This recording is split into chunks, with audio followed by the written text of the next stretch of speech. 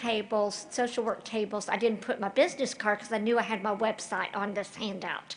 And so you've got access, and I especially want you to have that because I've worked really hard to try to add things in our free download section to where people can access things to help. So please survey that. The other thing that we do, I don't know if I even said this when I introduced myself, but my husband is also a counselor, and my oldest daughter is a counselor in Dallas. And so we all are passionate about helping people. I've been passionate my entire life. And, you know, holistically, I've always believed in that model. And I am a person of faith, and that has undergirded that which I've built a lot of my professional career over. You don't have to be a person of faith to get out of what I'm going to share with you, but if you are, you're going to really see how I layer that upon a solid design of how the human body, mind, emotions, and soul work. And that's what we want to work with, because that's when our people are going to thrive, is when they are sort of restored to their holistic health. Because my body might be fine, but if my emotions are flat, guess what? I'm not living on all cylinders. And so even when you're not dealing with cancer, these principles apply. So with that, I love to define trauma because most people do not think they've ever had it, okay? I've talked to rape victims, I've talked to survivors of natural disasters, and I'll say, wow, that was a trauma. And they look at me, they say, oh, that was a trauma? And I'm like, yes. And do you know why they don't think it was? Because they survived. So we tend to minimize anything in our life that we actually survived, and well, I'm still holding a job, I'm still walking, I still can laugh, therefore I must not have been traumatized. Wrong. So how I define trauma on your handout, trauma is anything real or perceived as a threat. Real or perceived. Here's my example. A real threat is a robber in your household, in your house. That's a real threat, isn't it? A perceived threat is a rapist in the neighborhood. Okay? Guess what? Your body hyper arouses over either of those. So even the thought of something can throw your body and my body into hyper arousal. Like, what's going on here? So anything that poses threat to you, and that again's a whole person, does it pose a threat emotionally, relationally, my belief system spiritually, and my body? So threat has 4 doors it can come through, okay? Also, trauma is anything that was unexpected or you were unprepared for. Okay, gang, even if you were 12 years old and your parents announced they're moving to take another job, that 12-year-old was unprepared for that. It was unexpected. That emotionally impacts them as trauma. So, and I have to throw this in because that's just my values. 85% of years of my personality was formed under age 12. 85% of who you are right now was already in concrete by age 12. So everything that happened 12 and under were shaping impactful events in our life.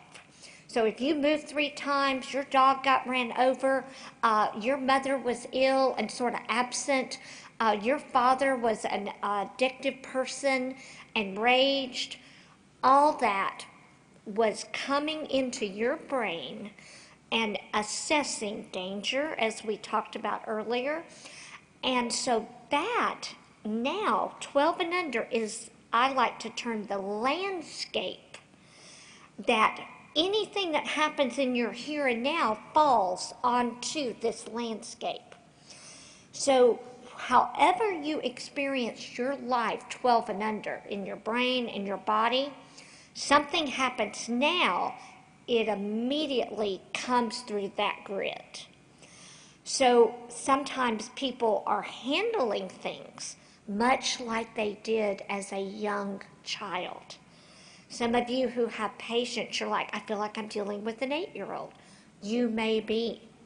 You may be, because it's triggering to them their landscape memory. Memory is the key. So that's just a little background.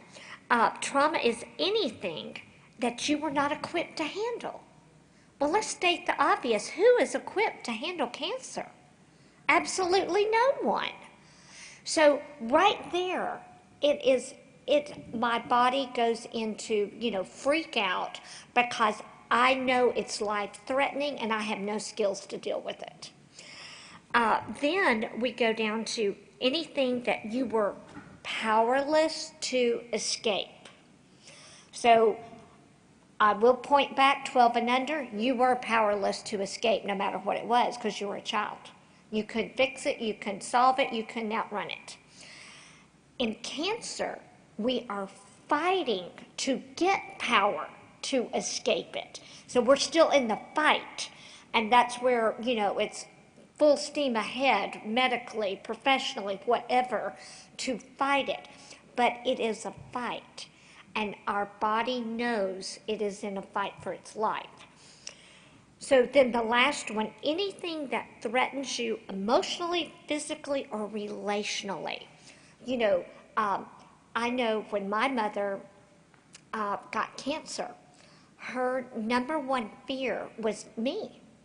So her relationship to me, more than her own life, was what she was worried about, because I was an only child.